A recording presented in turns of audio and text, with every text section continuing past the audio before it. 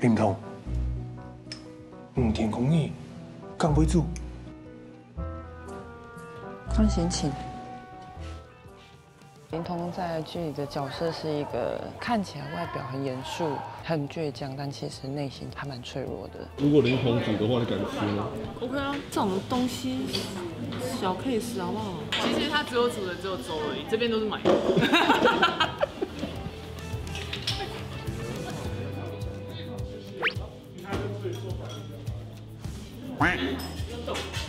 好辣！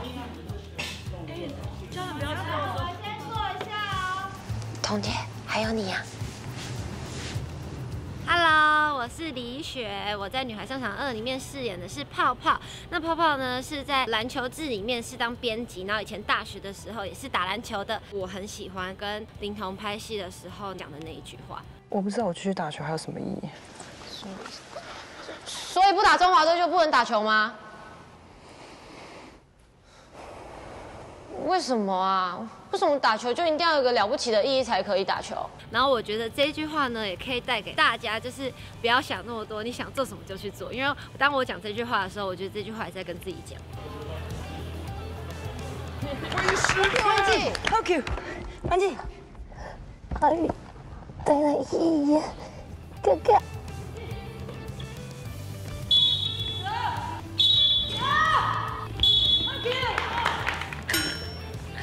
狂犬。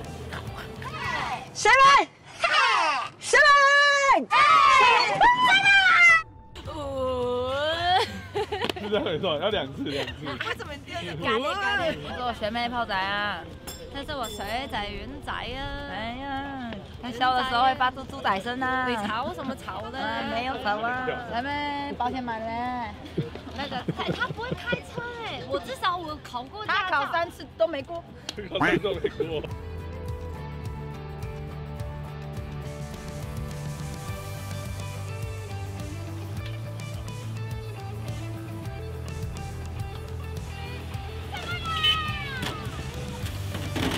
别怕，有我在，我保护你哈。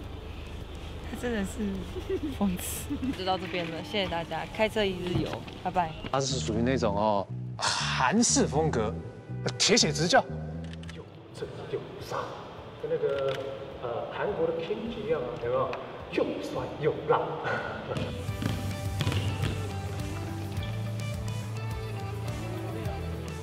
今年的安东是最有希望的一届。就亏了，我叫你走开！